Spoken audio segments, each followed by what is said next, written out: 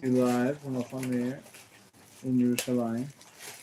We're going through our morning prayers outline. I'm not actually saying the prayers here. We hopefully have said them before. And we have a class this morning, so there's somewhat about tefillah, but we're going to do something special in the middle. We're going to continue and have another class on tefillah a little bit later in the morning at 11:30. So let's continue where we left off yesterday. We were looking at the blessings of the Shema. As you can see in the morning prayers outline, which I gave out the other day, it's section number 4. And the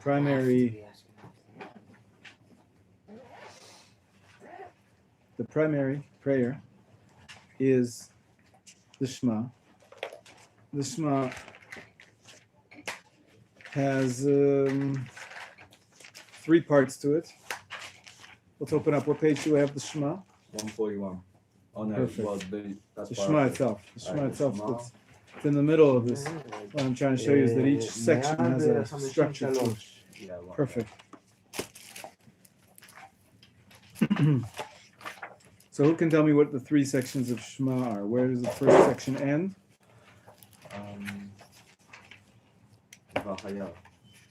It's the beginning of the second section. Yeah, good. And then the next one. So there's 3 brachot after the Shema. That's one section. I'm making a distinction between the Shema itself 43 and the brachot of the Shema. The brachot of the Shema. If we said the Psukei de Zimra, guys who were here should know what I'm talking about. We said the Psukei de Zimra is like a sandwich. Right? There's a bracha before and a bracha afterwards. So, and then what's the middle? Oh, so there's the brachot before the Shema, and the brachot after the Shema? Is that Correct. Oh, What okay. did we say about Psukei de Zimra? What did we call it? The Ashrei, or we called it the Psalm sandwich, the Psalming sandwich, right? Because we had the Ashrei and the 5 last Psalms, and of course some other songs that we added in. Similarly, we have in the next section, section 4, we have blessings before the Shema, blessings after the Shema, and smack in the middle is the meat of the sandwich.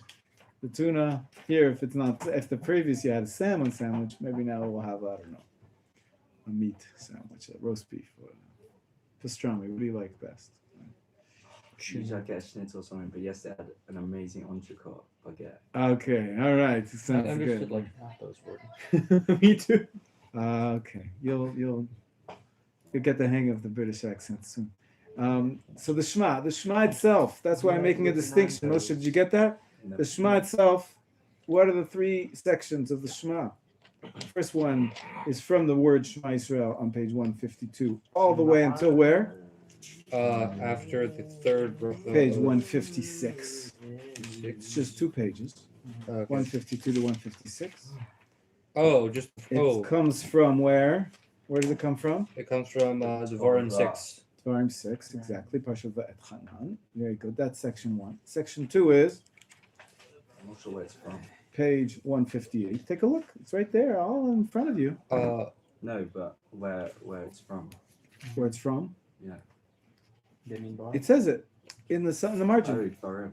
That's it. Devarim Yud Aleph. You see that? Deuteronomy 11, page 158. We're looking at now. Is that one? That one's it'd be Devarim 11, Bamidbar 15. Hang on. You're skipping ahead, and you're not catching 3 parts of Shema. First one is from Is Devarim 6. Devarim 6. Second one is from Devarim 11, and the third one is Bamidbar 15. Bamidbar 15. That's the bottom, page 158. And where does it end? Like everything. With the word emet. Close. Pretty good. No, it ends before one word. That's right. The Lord your God really is the end of the verse. We add on the word emet because it's a phrase that we'll talk about in a minute. This phrase we want to put together. Hashem Elokechem emet. And in fact, the Shliach Tzibur repeats those words, but actually the end of the verse is Ani Hashem Elokechem. I am the Lord your God. That's the end of Bamidbar 15. So we have 3 sections: Devarim 6, Devarim 11, and Bamidbar 15. Which one comes first in the Torah? It would be Bamidbar 15. That's right. The 5 books of Moses, right? Bereshit, Shemot, Vayikra, Bamidbar, and only then comes Devarim. So wouldn't you say it's a little bit out of order? I mean, isn't the Torah not necessarily meant to be in order? Well, I think there is some structure to the Torah. I'm not saying there's not. It's just something one of the guys said earlier. Yeah, It's not no, always it- chronological. Sometimes That's it's- it. There is a principle. You are Yeah. quoting a principle that the sages Well- say is that sometimes from one passage to the other passage you'll have not necessarily chronological order, but the Ramban sort of argues against Rashi. Rashi brings this quite often. The Ramban says whenever possible we try to think that it's in chronological order. It just makes more sense that it would be. If there's a good reason to say otherwise, obviously something's out of place. But other than if the standard assumption should be it's chronological, so it's strange. Why do we say in the Shema the passage from Bamidbar 15 for last when it should come first? Yeah, Well, Moshe. It's Well- chronological. Moshe, go ahead. Well, the Shema itself is Devarim 6:4. So why don't we just go ahead and say the second paragraph before the Shema, or why don't we just do the whole thing in order? I don't understand what you're saying. All the brachot. What that we say- brachot? We're talking now about Shema. Oh, okay. 3 passages Okay. of Shema. I think Devarim the 6, Devarim sequence 11, makes more and sense. Bamidbar 15. Right? That's what we're comparing. I mean, is the Torah being chronological order? Is that really a value? Is that something of worth? It's the Torah. Chronological order or not, it's the Torah. Right. So It seems to be Yeah. the way the sequence goes in the Shema is that the first two is accepting the yoke, and then the last one is like safeguarding it with the tzitzit of making sure that what you've already accepted, you're not running definitely, away from you're it. on the right track. The Mishnah says that the Mishnah actually asked this question. This is the first Masechet in Mishnah. Anybody know what it's called? Zeraim. So that's the first Oh, excuse me, that's the order first of the order 6 of the orders. But Mishnah. what's the Excuse first Masechet within Masechet Brachot. Seder Zeraim? Brachot. Good. And in Masechet Brachot, what does it talk about? The first is when to say Kriyat Shema. That's right. Well, really, Brachot talks about Brachot, meaning blessings. So it has the law of the blessings over food, but once it's on the topic of the blessings, it starts off with the blessings of mitzvot as well. And the first mitzvah that a Jew does when the day starts, of course, day starts in the evening, it is the reading of the Shema. And it's a very common mitzvah. We do it every day, twice a day. So the first thing discussed is the mitzvah of Shema. So right there, the beginning of the Talmud, this question is asked. Why do we say the Shema before the Vahayim Shema, or the first passage before the second passage? If you want to tell me the answer is, no, this is Talmudic discourse here. The simple answer would be, well, it comes first. 6 comes before 11. You can't say that because we see that Bamidbar 15 comes afterwards. So you can't just say we're following chronological order. So there must be some theme. There must be some other reason. There might be some other reason. I mean, is it that if you forget which book it is, it's the order goes 6, 11, 15. You just ignore the fact that it's from different books. That would be convenient, huh? So the Talmud answers, you're right. It's not merely because 6 comes before 11. There's a theme here. And Yoshua, you're on the right track.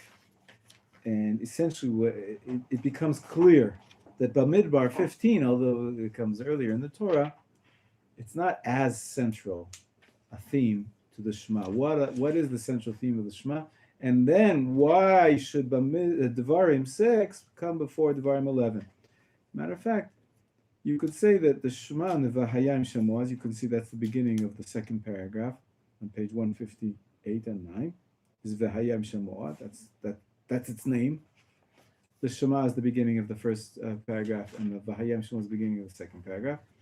There's a major difference between them, and the Mishnah says because the primary theme of the Shema is to accept upon yourself the yoke of heaven. That's Do you have to crack the shell of heaven first to get the yoke? good one. You have to put it on your shoulders. Is the question. You have to put your siddur on your shoulders, right? The yoke of heaven. It could be pretty heavy sometimes. page 152. Let's just read it.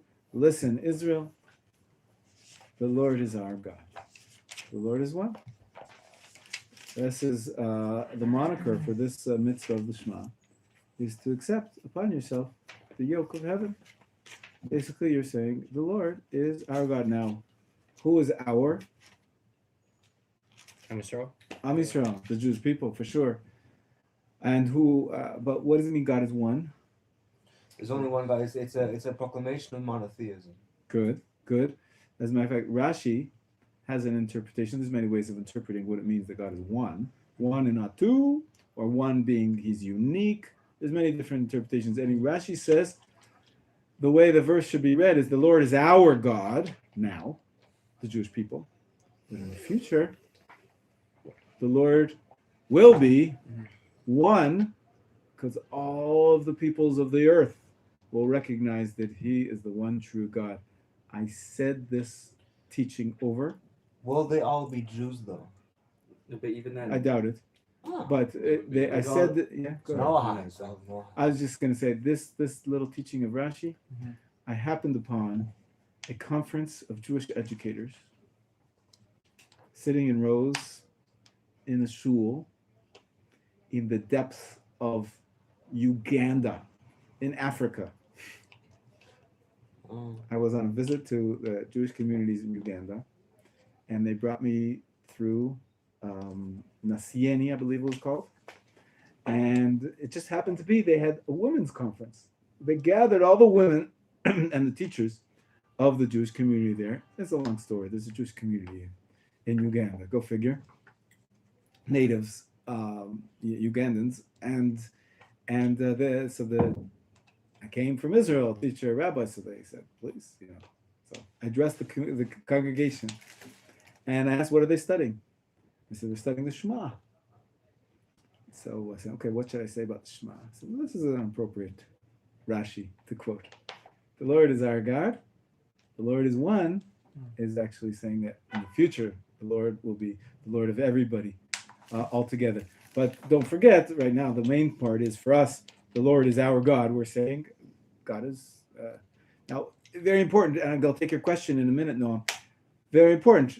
Who is part of the Jewish people? Don't forget this. Jews. Who else? What about everyone who believes in God? The Abrahamic religion. It could be, but you're forgetting I am not in the same really group as someone Christian. really important. What? When you say the Shema, Oh, didn't you? yeah, Hirsch, we can't. Arya and Hirsch, we can't have the side conversations. We just won't be able to talk. Don't forget, when you say the Shema every morning, you should be thinking about, yes, hear, O Israel. So we're talking about the Jewish people. Don't forget one very important person. Hashem. Close, but of course you're saying Hashem is our God, so he's there. But Mashiach? who should you not forget when you're declaring that Hashem is our God? Ourselves. Excellent. That's right. You can get so caught up in the global vision of the Jewish people. Now it's only us, and in the future it's going to be. This is a performance of the mitzvah is for you, each and every one of us, to accept upon ourselves the yoke of heaven, and you're declaring your faith in God. And when you say the Lord is our God, because of the plural, you might lose out that you're not thinking that I am saying that the Lord is my God. I noticed in the first chapter it says Levecha, and then it says Levechem. In the second chapter, right? A singular in the first paragraph, and the second one's plural. There's a few differences and similarities between first and second paragraph. We're going to talk about them in greater detail. But that's a point I wanted to make. And Noam, you wanted to ask before I take Yaakov's question? No, as far as I was just going to say, why does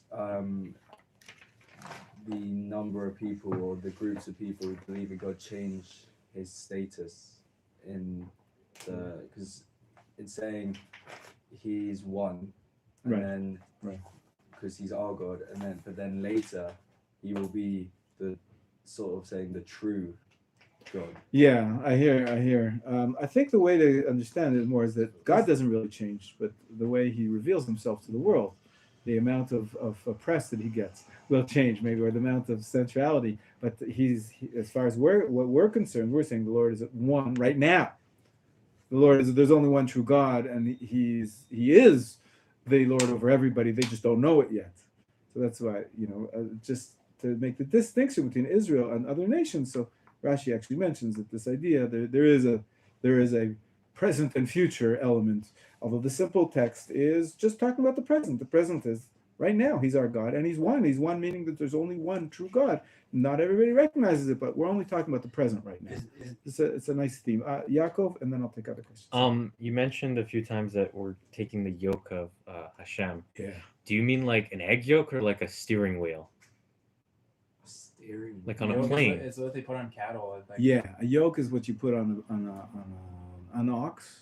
Like the seat? No, So It goes on the- goes over your head. it goes Shoulders. like this over your shoulders, hold and the that's plow. how it carries like a bucket on either side. You ever seen? You know what I'm talking about? An ox, it's used as Oh, a, that thing. That's Oh, a yoke. I was so confused. That's a yoke. Oh, wow. Yeah. Okay, thanks. So the yoke, it means like a duty. It means the yeah, duty. yeah, of that's what I having understood. it. I wasn't sure if you meant like a... Not egg yolk. I wasn't trying to be But smart. it's okay. No, it's good. I thought you meant like on a plane, like the steering wheel on a plane. Yeah. Is that called a yoke? It's called a yoke. Is Yeah. Yes.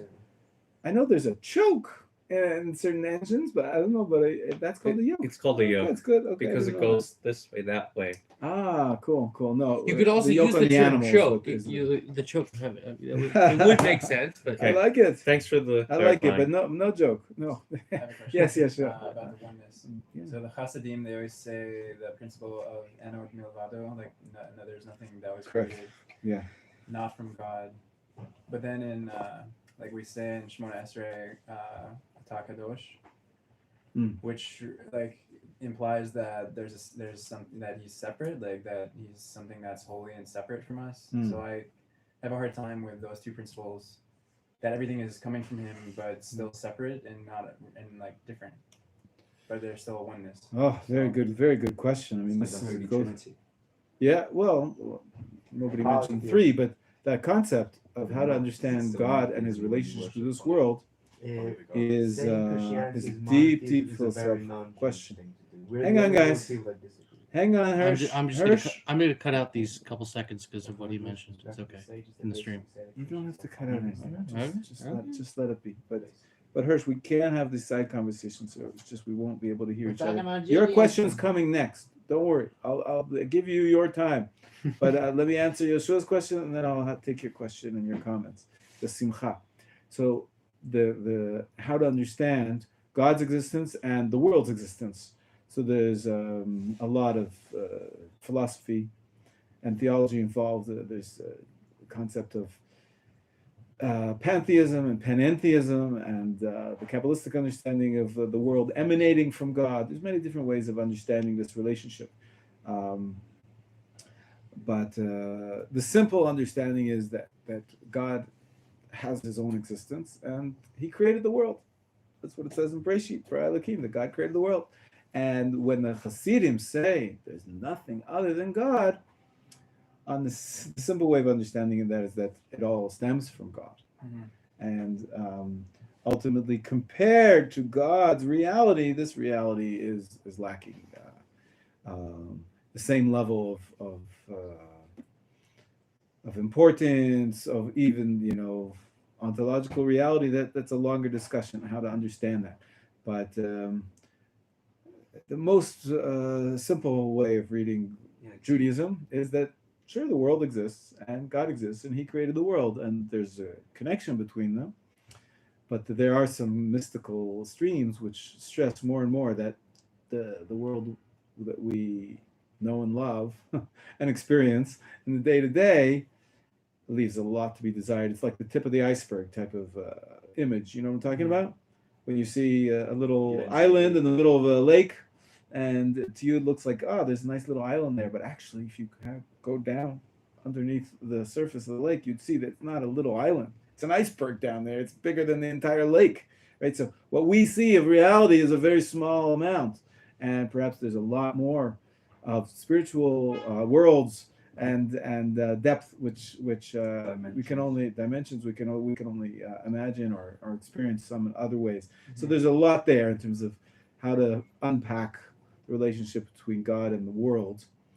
So but- we can't say that everything is God. That would be pantheism. correct. Right? That would be As soon avodah as you- zarah. as soon Yeah. as you try to describe But there's God. no contradiction of saying there's the separation. Yeah, as soon as you try to The- describe God. saying Yeah, that I there's a thought Judaism separation had and oneness some is not tendencies contradiction. The only way to understand When you say God is one, it doesn't necessarily mean that nothing else exists.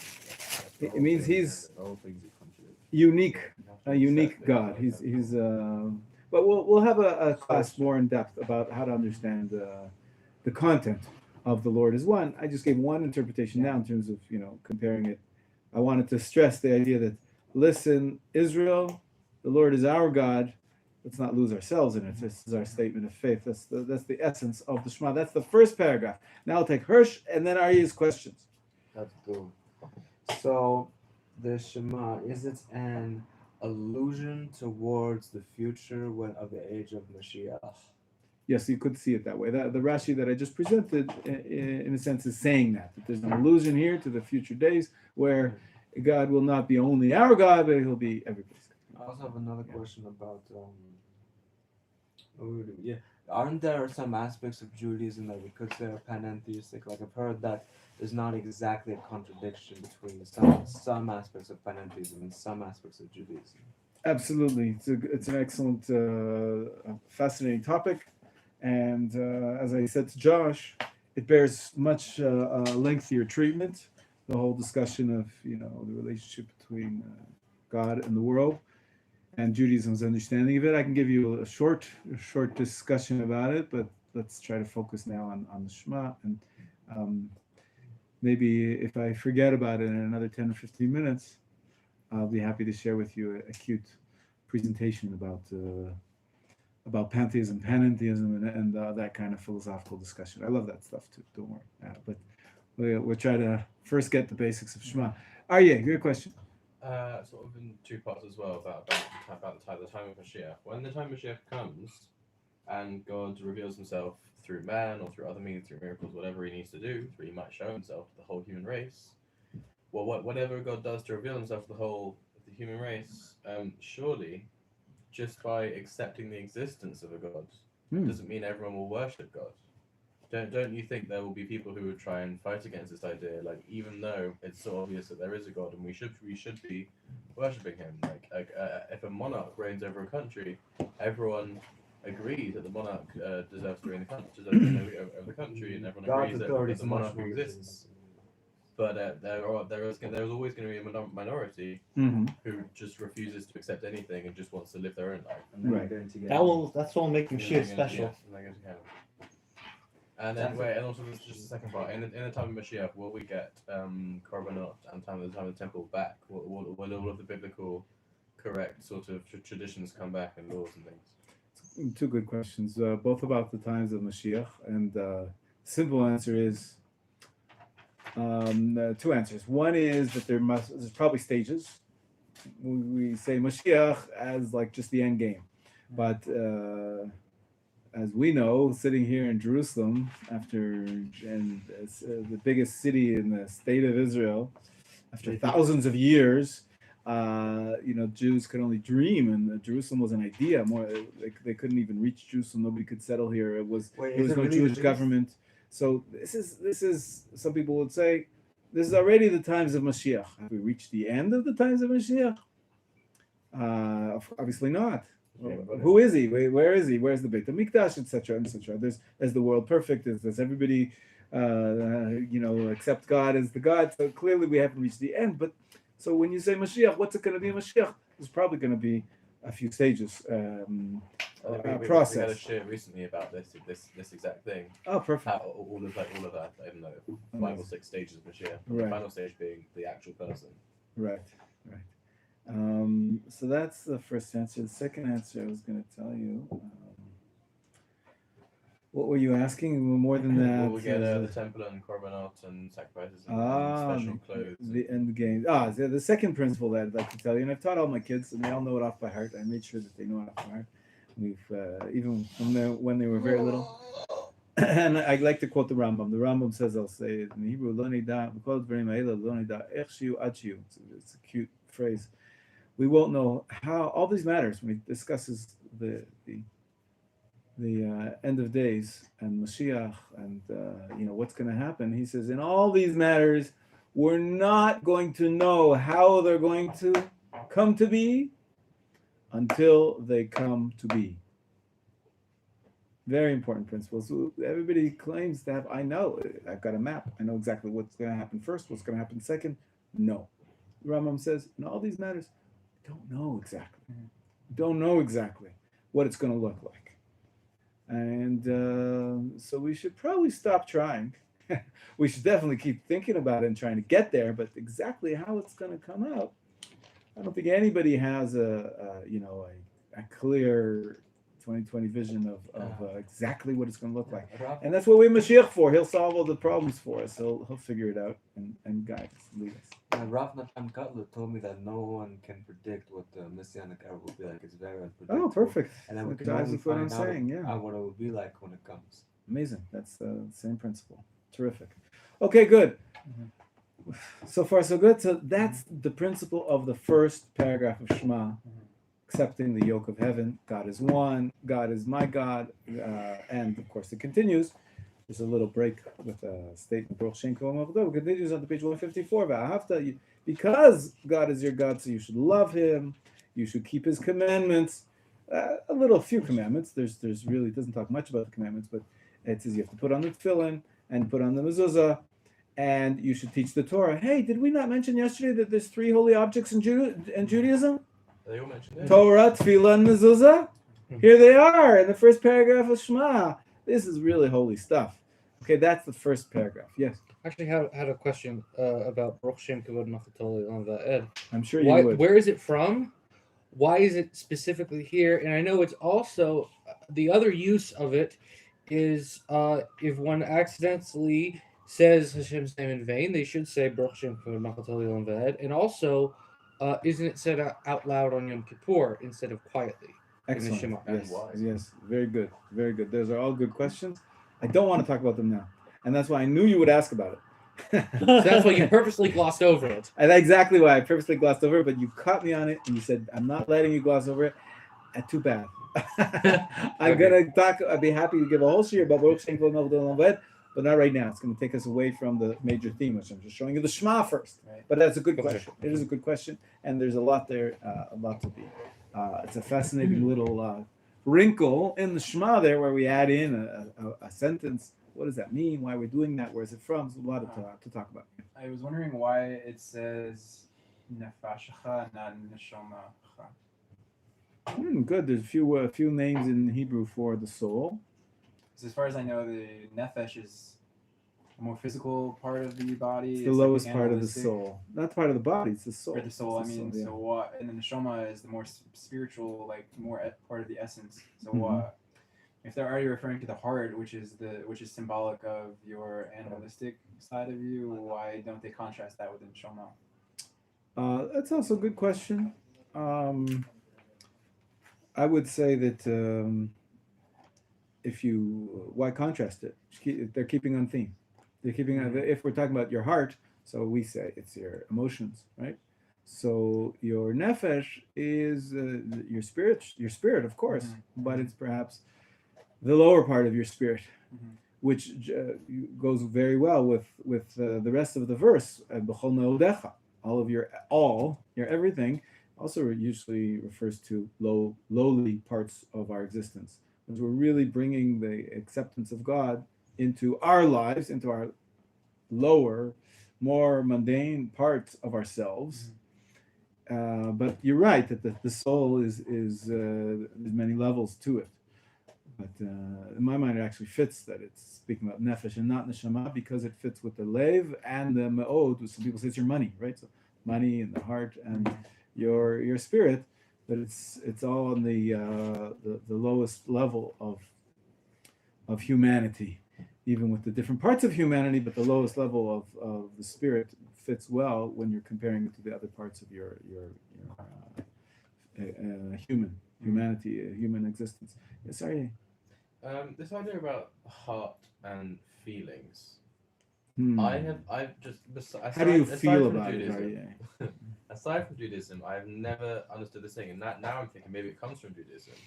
this whole idea that the feelings are based in the heart, which is in the chest. And if you really think about it, right, it doesn't make sense at all. There's nothing to do with feelings in your chest. It's a There's just blood there, right? It's a, Right, that's it's like right. your It's heart and your lungs. Are totally just set apart. physical, yeah. The only thing I can think of is that, like, when you hug someone, I guess you're like your chest are the closest parts, but that's sweet. kind But of in weak. Bison- It's sweet. Have you ever yeah. had anxiety? Wait, Feel it in your chest. wait. But Yeah. if Without being correctly. So it's twisted like- with the heart. is it like in biblical times, was this word lev?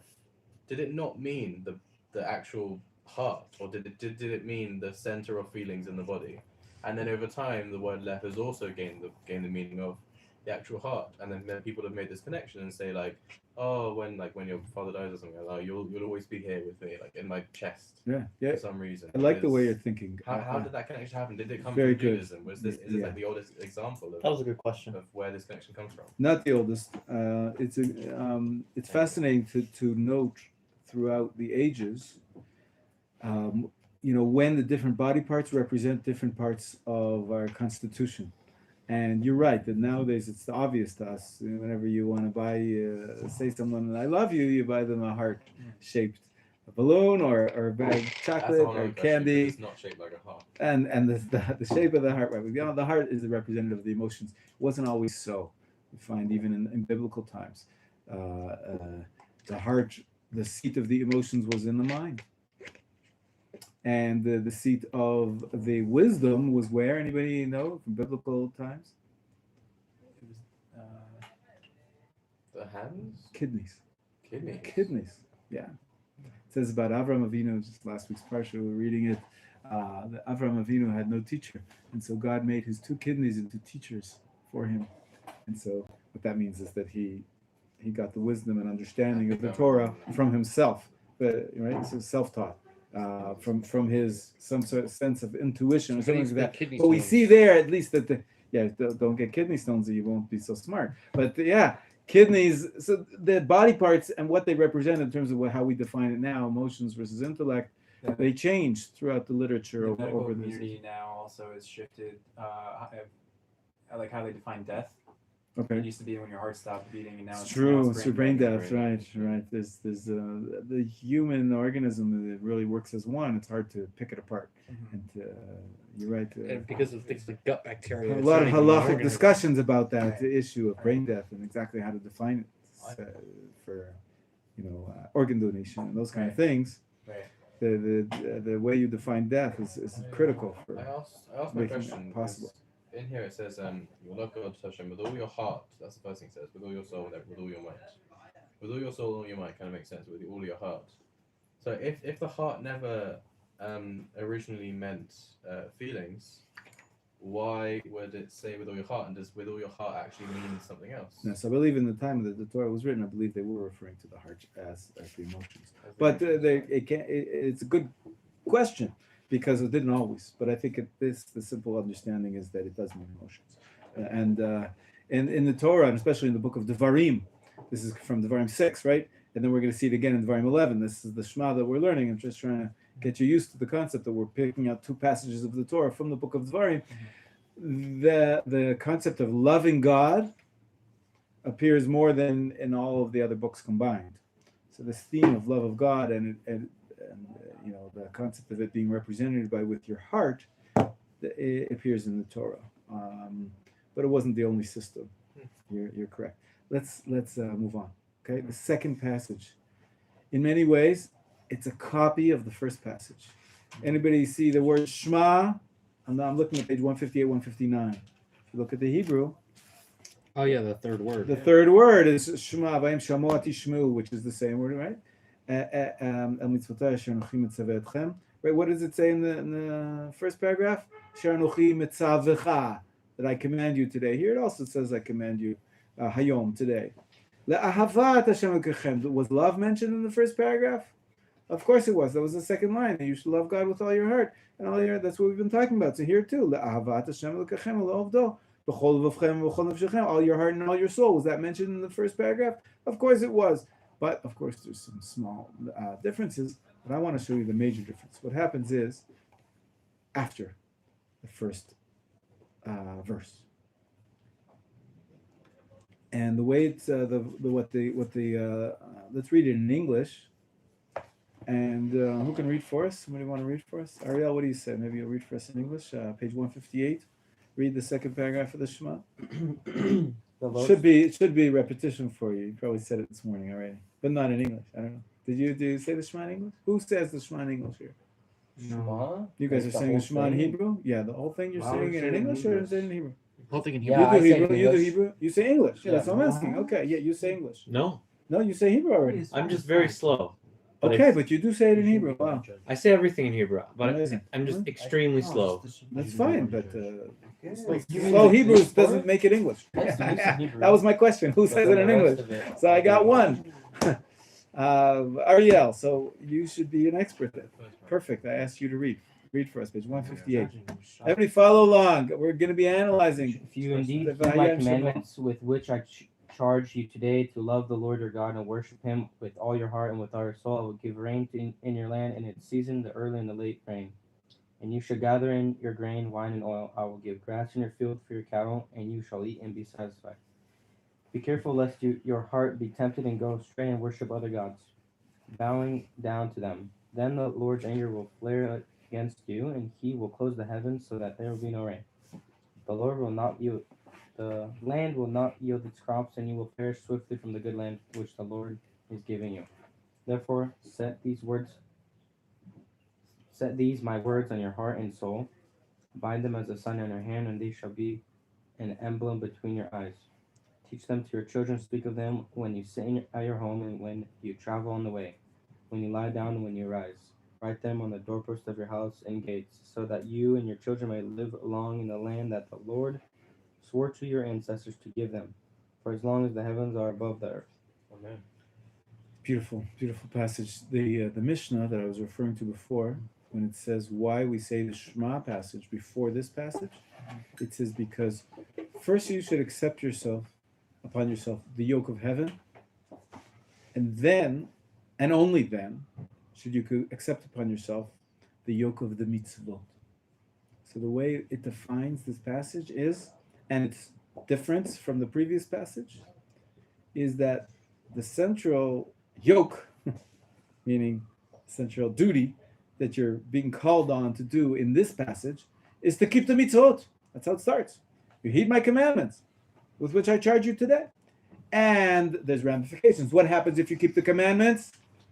You'll get the rain. You'll have what to eat. Your cattle will have what to eat. And if you don't, you get kicked out of the land. Right? So that is the definition of this passage. The central idea of this passage is called the yoke of mitzvot. And basically, we call it, in our language, what would we call it? Reward and punishment. The principle of mitzvot is the principle that there is something that you have to do for which you get rewarded, something if you don't do them, you're going to get punished. So this is the principle of the Vayam Shema, as opposed to the first passage, which we said is accepting upon yourself the yoke of heaven. That's the very loyalty. That's the very, affirmation that, okay, God is our God. We're translating that into what to do, that you have to do, and there's going to be a whole system of reward and punishment. That's the second paragraph. So this is what the Mishnah says in about the Shema. It says, do you know why the Shema, the first paragraph comes before the second one? Not just because it's chronological, because they reject that because of the third paragraph, which should have been first. But they say it's thematic, as Yoshua was saying. And the theme is, first, makes sense. First, accept that God is your God. And then the ramification of that is, well, if God's my God, then He can tell me what to do, and He can give me reward, give me punishment, etc. So Rav Kook, you may have heard of him. You know there was two? Father and son. Father and son. Let's see which one's more famous. Which one's more famous? I think the father. How do they distinguish in that comment? They have different names. One is Avraham Yitzchak and one is Tzvi Yehuda. The father is Avraham Yitzchak. He was the first chief rabbi of the land of Israel. He died before the state of Israel was established. Ashkenazi chief rabbi? That's right, the first Ashkenazi. He was Ashkenazi, right. Rabbi Avraham Yitzchak Kohen Cook, he was the founding figure of Rav Kook students. His son continued in his way, and he was the head of the yeshiva, which his father founded after him, and he taught for many, many years as well. and he Rav Bigun, our Rosh Yeshiva, was a student of the son. Right? The father died in 1935, so Rav Bigun's old, but he's not that old. If the son died in, if I'm not mistaken, he died in 80s, 82 or something. 80s, yeah, early 80s. But Rabbi Gun was an adult by then. He studied with him for 10 years. So Rav Tzvi Yehuda is the name of the son. He gave as a guiding principle to Rav Bigun. And essentially, he told all of his students, but primarily for beginners, which Machon Meir was founded under the guidance of Rav Tzvi Yehuda Cohen Cook. And he said, this is a guiding principle for Baalei Tshuva. People who are just learning about Judaism at a later stage, and they weren't brought up with it. And sometimes you take someone who was never religious, and he's interested in Judaism, and the first thing you do, and this you can see this today in many other streams of Judaism. I hope we're not guilty of it. The first thing you do is, have you laid tefillin today? You know you have to put on tzitzit. You know you have to keep Shabbat. You know you have to never speak lashon hara. You right away you start with the mitzvot, because that's what a Jew does. It's a practical observance of Judaism. And so you're interested in Judaism, do this, don't do that. As a matter of fact, Rav Bigun himself is a Baal Tshuva. He grew up secular. Really? Yeah. That's yeah, cool. he was trained in the kibbutz movement. He went educated there, and only after the army did he start to really follow his heart and his leanings, and he started to study Judaism. And the first thing he tells a story that he went to a rabbi who was the closest rabbi to where he was working at the time. He said, "I'm interested in Judaism." You know what he did, this rabbi? He gave him the Kitzur Shulchan Aruch, the Concise Code of Jewish Law. We have it here in 2 volumes over here, right? He said, okay, do this. Later on, he moved on, and he had and he owed him a lot, and he tried. He says he tried, but he didn't get too far. It was a long process, his becoming a Gave him like all scholar. this? It's 2 volumes. Oh, I There's see. just Sorry, many sorry, copies. sorry, It's a sorry, 2-volume sorry. work. Yeah, my bad. It's a 2-volume. In the Hebrew, it's 1 volume. And so he gave him the 1 volume and said, take this and do it. And basically, this is a practical guide for what to do.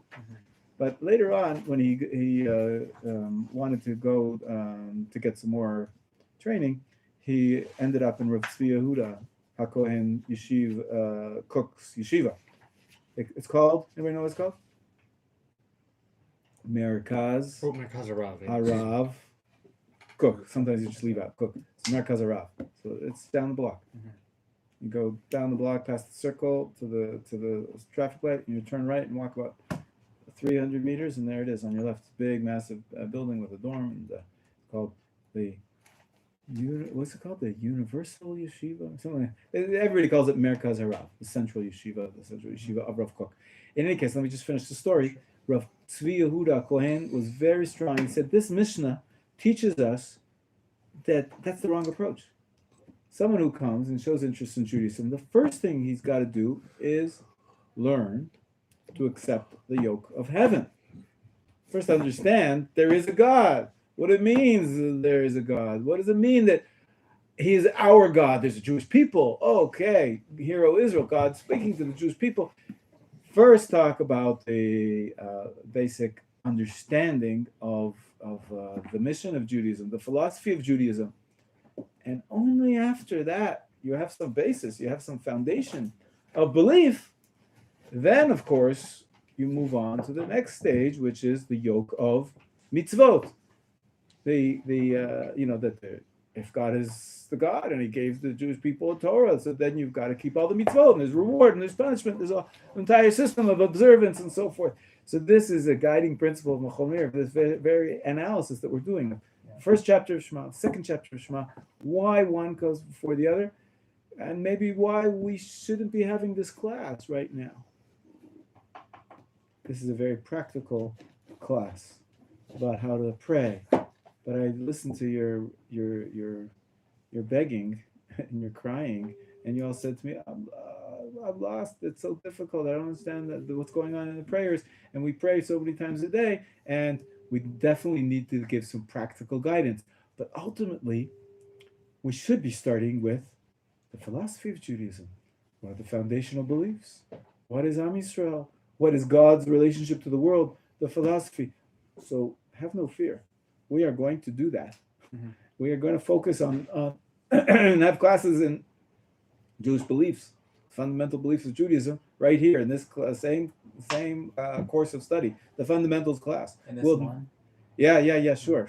Well, the fundamentals, we're not only going to do with the fundamentals of practice, we're also going to do with the fundamentals of Jewish belief. Mhm. So stay tuned, stay on train, and because stay on the bus. The bus, it has a route that we go. We're going to travel. Right now, we're doing the more practical side. Of course, we're always mixing in elements of faith and what we believe, but we're going to be talking a lot more straight on about the philosophical questions and fundamentals of faith. Clear? Okay. What questions, or should I just explain to you what's going on in the last paragraph first? I'll take a question. So Rav Kook was the the father or the son? senior, the father. Yeah. But he lived in the British Mandate of Palestine. Yeah. And he had an official position. Did he speak English? It's a good question. He also made trips to America with delegations of rabbis for fundraising purposes and for education purposes. So my assumption is he had some rudimentary English, although the lingua franca of the Jewish people at the time was Yiddish. I'm assuming he spoke Yiddish. Ashkenazi Jews. I'm assuming he spoke Of course, he grew up in Russian. He grew up in Russia, of course. So and he was a pretty bright fellow. So I imagine he picked up some English along the way, but I don't have any knowledge about his level of English. It's a good question. He definitely never wrote anything in English. And we don't have much. We have like a few snippets of a video reel of him, which is always a treat. But there's no audio. There's maybe one small audio, tiny little audio clip, but I think he's speaking in Yiddish. I'm not sure. Maybe it's Hebrew, but I never. In those days, there was just no. In 1935, it wasn't easy to record people. You had to cut a record. So great. So let's quickly do the Vayomer, the last paragraph of Shema, but Midbar 15. What is its major theme? Its major theme. Who can read it for us? No, I'm going to read it, but Midbar 15 for us out loud. The Lord spoke to Moses saying. Oh, in English? Yeah.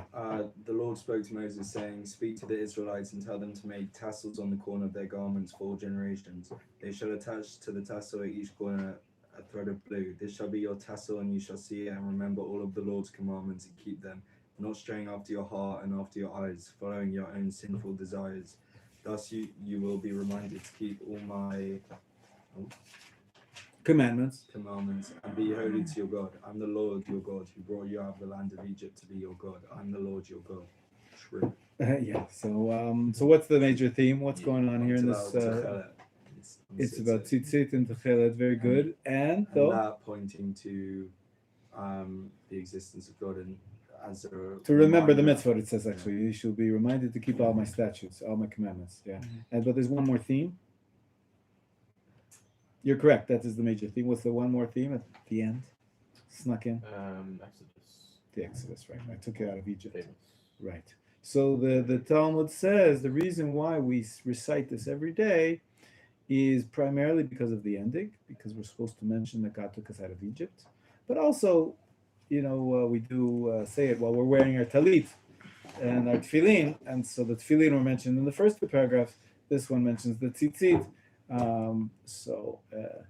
But primarily the theme of we have to mention that we accept part of the accepting of God as our God is the God who took us out of Egypt. It has the Ten Commandments start.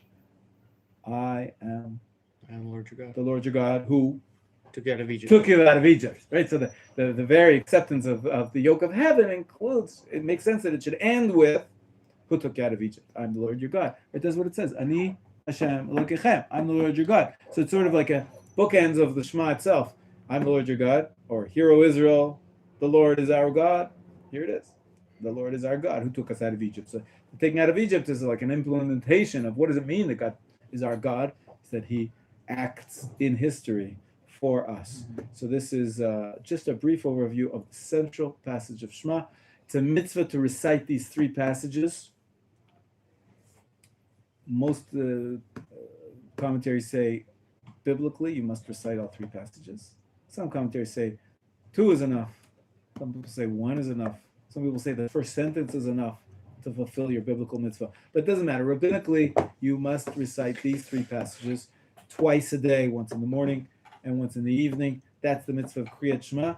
And so, to my eyes, this is not really prayer. Prayer is, we were singing God's praises in the verses of song, and we're going to be speaking to him directly in the Amidah. This is really just an affirmation of, we're fulfilling a different mitzvah. This is not the mitzvah to pray. This is the mitzvah to read Shema. You must recite the Shema every day. So we're fulfilling this mitzvah, and that's why we have a bracha before it. We'll talk about the brachot B'ezrat Hashem next time. But questions about the Shema outline that we just looked at? Yes, Aryeh. It's sort of a mix about the Shema and also about Tefillah in general. They say, I don't know how true it is or how metaphorical it's supposed to be. And we don't know who they are either, but go ahead. Yeah. The rabbis. They say that Abraham wrote and prayed in the morning to Hashem. He represents Shacharit. And Yitzchak did Mincha and Yaakov did Mariv. Right. So is that to say, if it's to be taken literally and they wrote the prayers that we say today, then how... I don't know what way around it is, but if that's the case, then well, the first time the Shema is taken from the Torah, which was given by places to Jewish people. So how could it have been in the prayer? Exactly. But if it's metaphorical, they just represent that praying in the morning, and often in the evening, then it's okay. Yeah, 100%. It does. It's very clear. The Rambam writes a history of prayer, the beginning of the laws of prayer, and he says, you should all know that prayer in its essential form, there is no set text. And there is no set time. Where did this all come from then? Over time, the rabbis decided to help us out. Because some people are not so good they're not so eloquent, they're not so good. I always get, nervous when I'm speaking in public. or sometimes speaking at all. So they said, say these words. And that'll be your prayer. They gave us a text. It's like, you make up the play every time you perform. You have a script. So they gave us a script, and they told us say that script 3 times a day. But that's all rabbinic. The essence of the biblical mitzvah is to pray. It means to turn to God and to speak to Him. And it originally was done in any formulation you like. So where does this text come from? Over the course of the generations. Of course, the Shema itself is not really prayer. That's what I was just saying. That actually is a very early origin because it says it in the Torah. But as we said, it's from Devarim ben Binbar. So but Avram, Yitzchak, and Yaakov probably didn't have the Shema. Maybe there was a Shema. It was orally handed down until later times, and then it was written in the Torah. We don't know exactly. But Torah is the earliest indication that we have of this text. And the mitzvah gets defined as, later on by the rabbis, as reciting these 3 passages in order to fulfill your obligation of reciting the Shema morning and evening. Do you do that? Everybody here do that? The It's morning. a big mitzvah. The morning, not Also, the you evening. mean Mar. I mean, I do it in Shachrit, do it In in Shachrit Mar. and in Mariv, those 2 times, right? Oh, Marv, then yeah, I do it. Oh, so you do. So it's in Mariv, right? I thought you meant like the bed. Yeah, no, that's something else. That's the 3rd time if we say the Shema. There's something called the Bedtime Shema. If you haven't heard of that, it's in the first Siddur. paragraph, right? It's not all 3. There's different customs. Some people say all 3, some people say only 1, but that's a separate. That's a different category. Shema. It's a different Shema. It's not the Shema to fulfill your obligation of reciting it. We do that right before the prayers. The real prayer is the Amidah, both in Shachrit and in Mariv. But at the same time, so we have a package deal. Mm-hmm. When we go to pray, we're actually going to pray and do the mitzvah of reciting Shema. Sometimes we separate between the 2. Like my kids, when I was their age, I also slept in. So when you sleep in, that's fine. It happens sometimes, but sometimes you know that there is rabbinically, there's a mitzvah to read Shema by a certain time of day. are actually even biblical, because it says when you get up.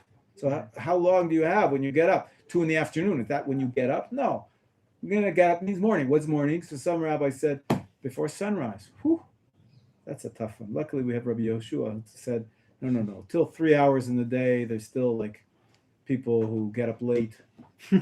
And so there's an end time for saying Shema in the morning. You have to say Shema. What nowadays it's the way we calculate it is Jewish time. It's a little bit complicated, but today I think it was 8:37.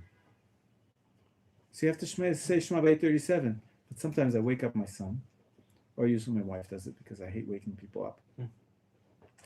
And we can see that he's sleeping in. He's going to get up at 9. He's going to get up at 10. But he's a good Jew. He wants to keep the mitzvot. Is this the one that recently got engaged? No. Okay. A younger one. He's up before dawn. he's good. So we wake him up and we say, listen, it's 8:36. You have 1 minute left. So sometimes he's awake enough and he will say, okay. Wakes up quickly, washes his hands, and says Shema Yisrael, the 3 passages of Shema, before the end time for reciting Shema, and I'll go back to sleep. Because he's still sleeping. He wants to sleep. He's tired. Teenagers, they're tired. My kid's a little older than that. Doesn't matter. He's very good too. Don't worry. I'm not saying anything bad about myself. I'm just giving an example. But sometimes you separate. Saying the Shema is one mitzvah, and it has his time. By the way, an hour later, we have the same ritual if he's still sleeping in. Because there's also an end time for saying the morning prayer, the shacharit, Amidah. It's about an hour later. This is till the 3 hours of the daylight, and this is till 4 hours of the daylight. And so an hour later, let's say the end time for reciting the shacharit is 10. This was 8:37, so this will be 9:37. I don't know exactly. It's around there. So at 9:35, we're shaking him and saying, listen, it's 8:35. You only have till 9:30. It's 9:35. You only have till 9:37 to daven. So sometimes he'll quickly wash his hands and say the Amidah.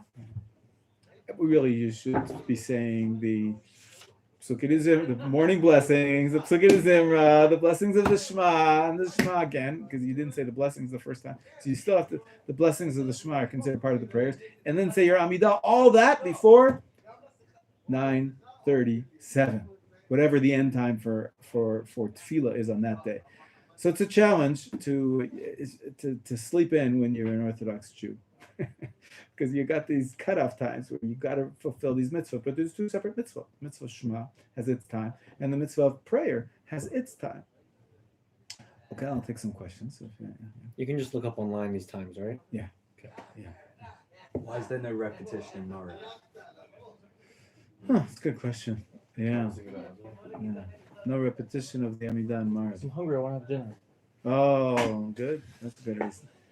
So the whole institution of Mariv as a set prayer it sort of developed at a later stage. At one point, Mariv was not as obligatory as it is now. Of course, a lot of water under the bridge over thousands of years. But I'm talking going back to the original, building blocks of the way the rabbis defined the Jews' day. Not everybody agreed that you have to pray Mariv at all. So even when they did institute it, you do have to pray Mariv, as we do now. They said we don't have to do the repetition, just because it makes it longer, or because it's a lesser obligation. I think that has something to do with there's no repetition of Mariv. But it's a good question. Okay, Bezrat Hashem, we'll continue tomorrow. What I'd like to do now, before you run away, I'd like to just ask. Who's going to say Dvar Torah tomorrow? You can turn off the camera for sure. Bye, everyone. Who's saying Dvar Torah for tomorrow?